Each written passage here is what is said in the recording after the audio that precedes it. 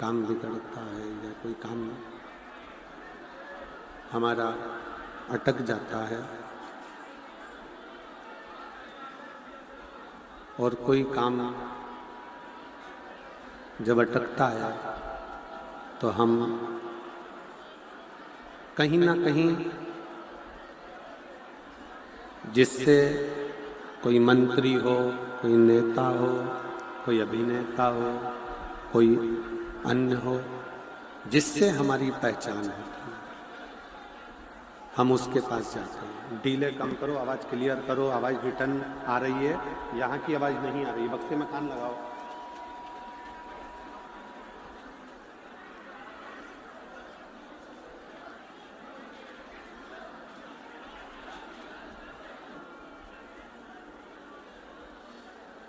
शिव पुराण कहती है कि जब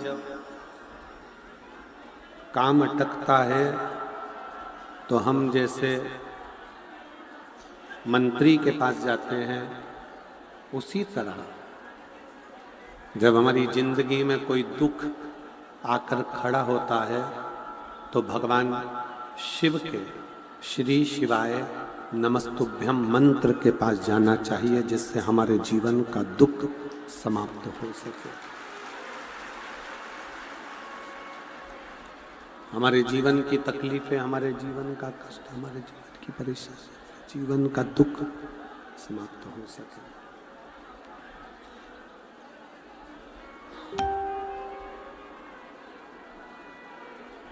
एक या श्री शिवाय नमस्तुभ्यम।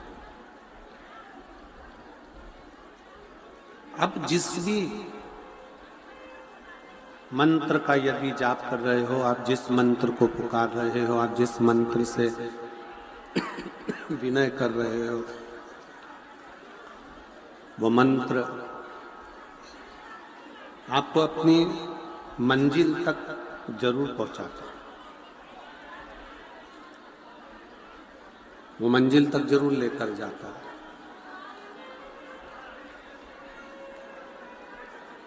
कोई भी मंत्र का यदि हम जाप कर रहे हैं, किसी भी मंत्र को यदि हम पुकार रहे हैं, किसी भी मंत्र का हम स्मरण कर रहे हैं, किसी भी मंत्र को यदि हम जप रहे हैं, तो वो मंत्र अपना कार्य जरूर करता है। बस मनुष्य का जो कर्म है, मनुष्य का जो कार्य है, वो पृथ्वी में बीज डालने का है, बीज देने का।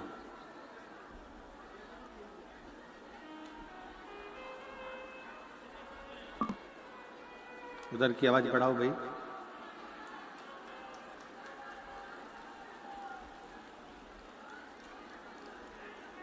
प्रकृति का कार्य है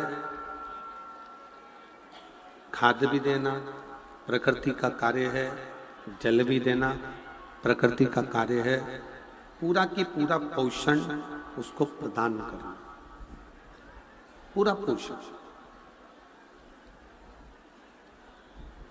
जैसे बीज पृथ्वी में डाला गया और बीज को खाद भी मिला, कोई पानी नहीं भी देता तो प्रकृति पानी देती है, संभाल लेती है, पूर्ण पोषण देती है। उसी तरह जब आप और हम भगवान शंकर के किसी भी मंत्र का जाप करते हैं या मंत्र को जपते हैं, तो ये निश्चित है वो मंत्र बीज के रूप में हमारे हृदय में निवास करता है और भगवान उस मंत्र को पोषण देते देते हमारे दुख को समाप्त करता हुआ, तकलीफों को मिटाता हुआ हमारे जीवन को सार्थक करता है। एक कथा आती है शिव महापुराण के उद्दालक ऋषि की।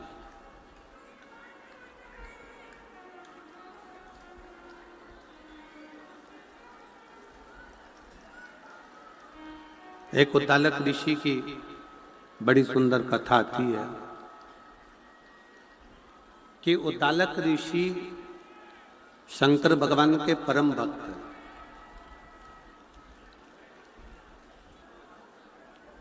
भगवान शिव के परम भक्त हैं, परम भक्त। अपने शिष्यों को मंत्र महिमा, जप महिमा, पाठ महिमा, अनुष्ठान, पूजन, ये सारा की सारा वो अपने शिष्यों को बताते रहते हैं। उनके एक परम शिष्य हैं जिसका नाम है कहोड़, जिसको लोग कहोड़ मुनि भी कहते हैं। और वो कहोड़ मुनि वो दालक ऋषि के पास में बैठकर सारी विद्या सीखते रहे, सारी विद्या। यदि किसी गुरु के पास बैठने का यदि मौका मिले, किसी गुरु के पास यदि जाने का मौका मिले, तो शिव महापुराण की कथा कहती है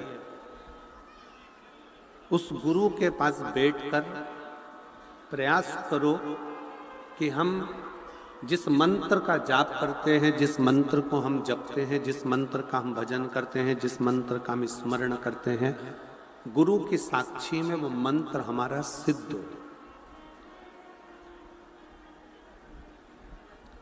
कई कई घर में माताएं ऐसी होती हैं, कई कई बुजुर्ग माताएं ऐसी होती हैं, कई घर में बहुएं होती हैं, कई घर में बेटियां होती हैं, कई घर में मेरी माताएं ऐसी होती हैं, कई घर में पिता ऐसे होते हैं कि वो उनके पास में ना जाने कौन सी सिद्धि होती है,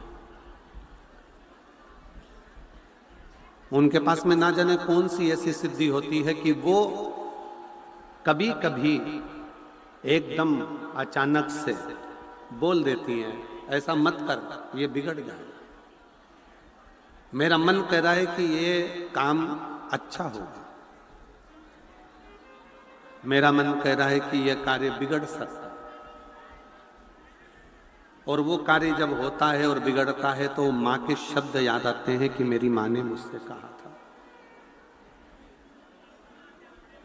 मेरे दादाजी ने, मेरी दादी जी ने, मेरे पिताजी ने, मेरी माता जी ने वो शब्द कहे, वो स्मरण में आता है।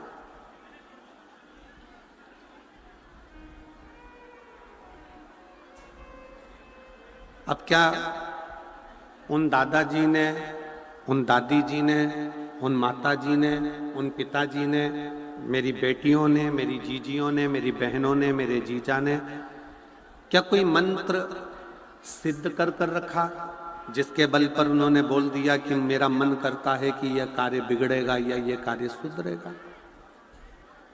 कोई उन्होंने मंत्र सिद्ध नहीं करा, पर उन्होंने एक चीज सिद्ध करी है कि किसी श्रेष्ठ गुरु के पास वो दर्शन करने के लिए जब गए और उस गुरु की साक्षी में बैठकर अपने मंत्र का उच्चारण करा तो उसकी वाणी भी शुद्ध हो गई और उसका जीवन की शब्द भी सिद्ध हो गई।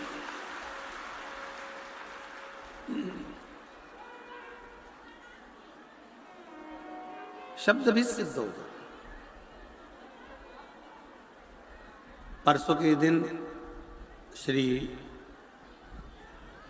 गोपाल जी कांडा जी और श्री गोविंद जी कांडा जी बता रहे थे कि गुरुदेव तारा बाबा जी बद्री विशाल जी का दर्शन कर कर जब नीचे के लिए आया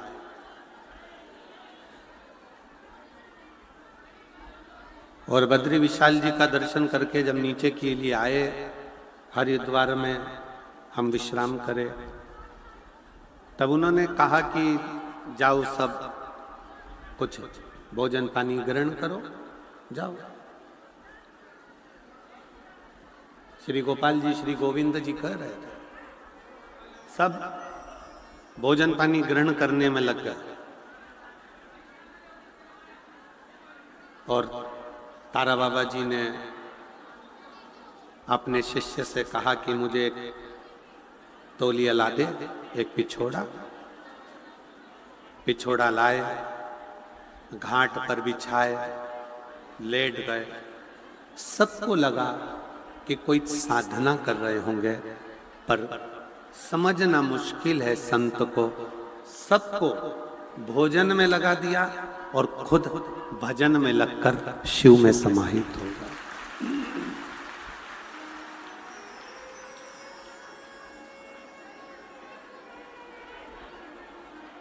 सब भजन में लगे, सब भोजन में लगे और तारा बाबा जी भजन में लगे। संत की साक्षी,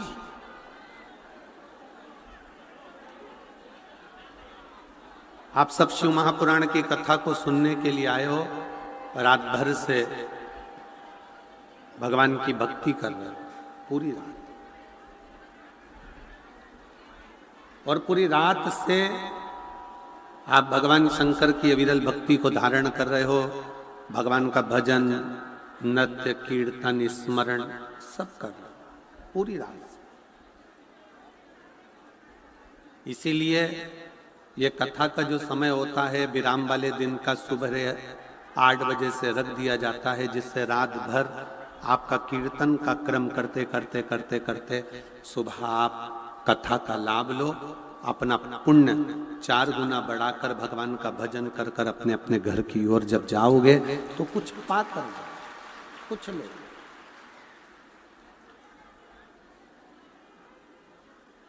किसी संत, किसी सद्गुरु, किसी सन्यासी, तपस्वी, साधक, उपासक जिसको आप बहुत मानते हो, उसके सामने बैठकर यदि हम कुछ भी ना पूछें और केवल मंत्र का जाप भी कर लें तो हमारा मंत्र सिद्ध हो जाता है। उस मंत्र की आनंदता हो जाती है, आनंद। घर में बैठकर जो कथा सुनते हो उसका पुण्य मिलता है, टीवी के सामने बैठकर कथा सुनते हो उसका पुण्य मिलता है, दुकान पर बैठकर कथा सुनते हो उसका पुण्य मिलता है, कथा के पंडाल में बैठकर कथा सुनते हो उसका पुण्य मिलता है, मिलता है। किसी मंदिर, देवालय, शिवालय में जाकर कथा सुनते हो उसका पुण्य मिलता है।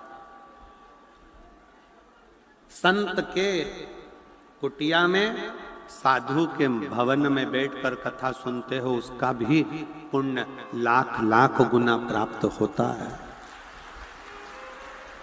12 ज्योतिर्लिंग में कथा का रस तत्व ग्रहण करते हो उसका भी पुण्य करोड़ों गुना प्राप्त होता है, करोड़ों गुना। कुबेरेश्वर धाम 12 ज्योतिर्लिंग के मध्य में जैसे एक घट्टी चलती है, चक्की चलती है, उसके बीच में जो कीला लगा रहता है, ऐसे 12 ज्योतिर्लिंग आसपास में और कुबेरेश्वर धाम मध्य में। उस पे भी आप कथा श्रवण करते हो तो 12 ज्योतिर्लिंग का पुण्य मिलता है।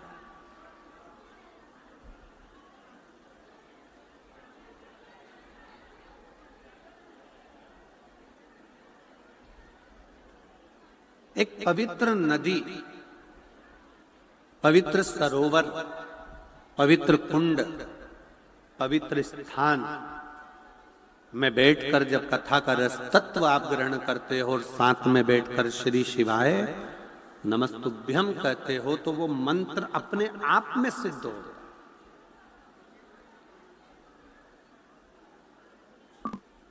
उस मंत्र को सिद्ध नहीं किया जाता, अपने आप सिद्ध हो जाता।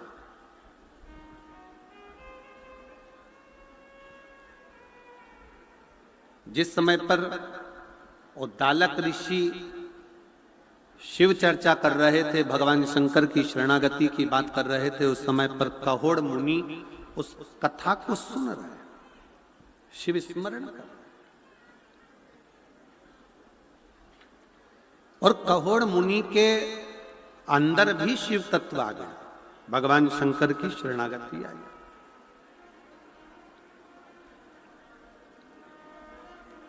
जैसे आप में से कई माताएं ऐसी होंगी, कई भाई ऐसे होंगे, कई जीजियां, कई जीजा ऐसे होंगे जो भागवत कथा सुन सुन के उनको मालूम है आज कौन सी कथा होगी, कितनी बजे कैसे होगी, क्या क्या बताएंगे, भगवान कृष्ण का जन्म कैसे होगा, राम जी के जन्म का प्रसंग कैसे होगा, वामन अवतार, वराह अवतार, नरसिंह अवतार, ये सारे अवतारों की कथा आएगी, ये उसको याद है, उसके स्मरण में। सुनते सुनते उसकी बुद्धि में वो कथा समाती चली, सुनते सुनते राम कथा उसकी बुद्धि में समाती चली।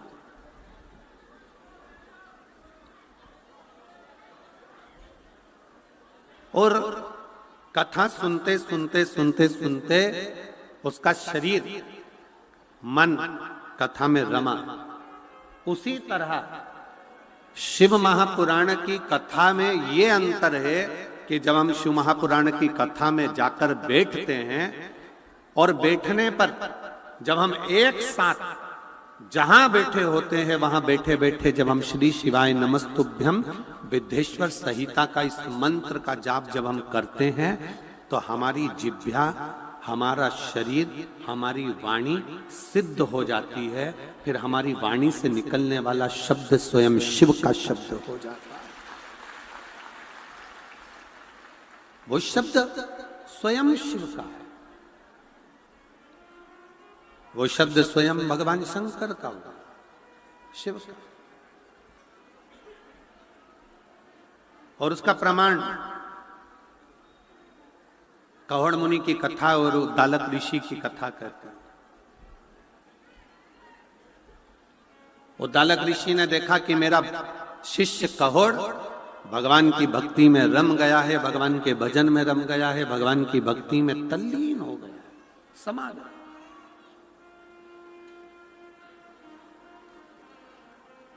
और ऐसा लगता है कि ये मुझसे ज्यादा विद्वान हो गया, मुझसे ज्यादा ज्ञानी हो गया।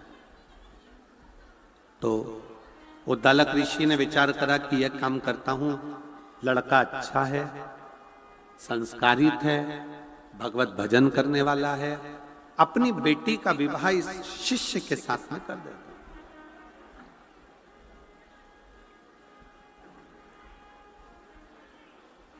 उद्दालक ऋषि की लड़की का नाम था सुजाता, बेटी का नाम सुजाता। और सुजाता बेटी के साथ में कहोड़ मुनि का विवाह कर दिया जाता। सुजाता विवाह के कुछ ही महीने बीते थे और गर्भ से हो जाते।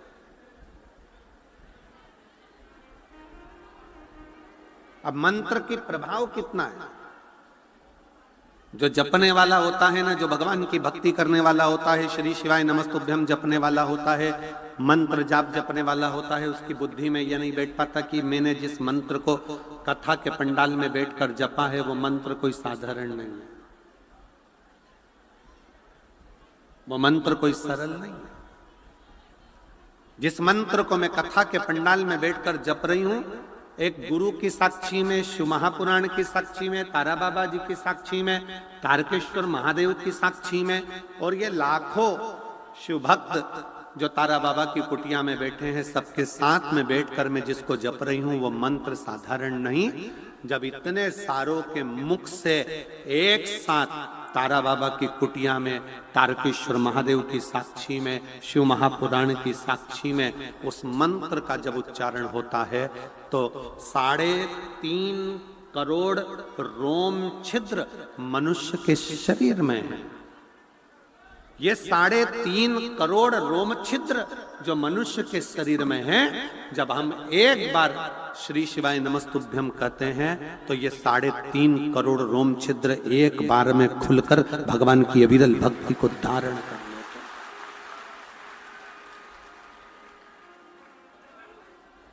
ये मानव के शरीर में 3.5 करोड़ रोम छिद्र बने हुए हैं, 3.5 करोड़ रोम छिद्र हैं, और इनकी शुद्धता हम रोज विचार करते हैं कि हम तो साबुन से नहा लिए तो ये शुद्ध हो गया शरीर, हमने साबुन से नहाया, शैम्पू लगाया, स्नो लगाया, हमने साफ कर लिया, ये केवल शरीर साफ हुआ है। पर इसकी इंद्रियां, 5 कर्मेंद्री, 5 ज्ञानेंद्री, एक मन, ये इंद्री जब शिव नाम एक साथ जपा जाता है तो वो अंदर से शुद्ध होता चले जाता। वो शुद्ध। श्री शिवाय नमस्तुभ्यं, श्री शिवाय नमस्तुभ्यं, श्री शिवाय नमस्तुभ्यं, श्री शिवाय नमस्तुभ्यं, श्री शिवाय नमस्तुभ्यं, श्री शिवाय नमस्तुभ्यं। हम जब आप और हम सब मिलकर मंत्र का उच्चारण करते हैं तो उसमें एक शुद्धता का भाव।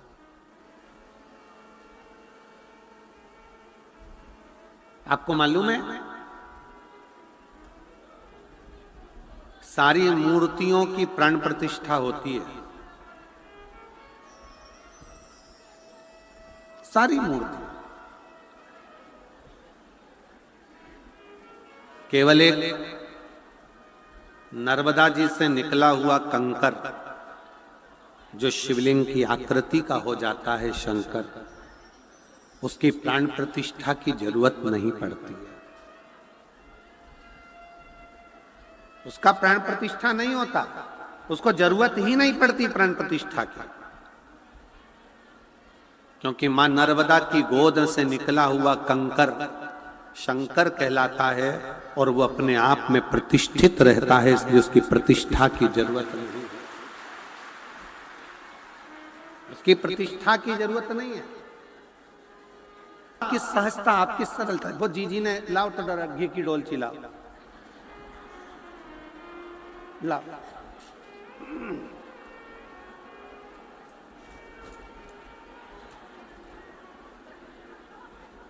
ये मेरे घर से देसी घी लाई हूं, शिला सेनी, इधर से दिख रहा है, शिला सेनी, टोहाना, जिला फतेहाबाद। कहीं बैठी हैं? कहीं बैठी हैं? जहां बैठी हो तो हाथ हिला सकती हो। श्री शिवाय नमस्तुभ्यम लिखने से इनने भैंस पे धन्य है। श्री शिवाय नमस्तुभ्यम लिखने से मेरे घर के दरवाजे पर, द्वार पर, गाड़ी पर, ट्रैक्टर पर, ट्रॉली पर लिखने से फायदा ये हुआ कि मेरे यहाँ जो भैंसें बीमार रहती थी वो अब बीमार नहीं रहती हैं। ये जिसका जो व्यापार है, हरियाणा का तो मूल व्यापार ही कृषि है। उस पत्र को छटवाऊंगा और मैं श्री गोपाल जी को भेंट स्वरूप देके जाऊंगा उस पत्र को।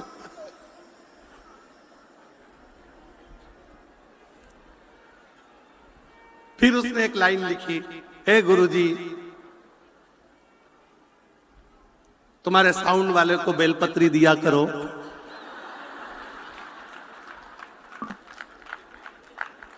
थोड़ा ठीक चलाएगा। अब उसका ऐसा जोरदार पत्र ये कहीं नहीं मिलते जो हरियाणा में मिलते हैं।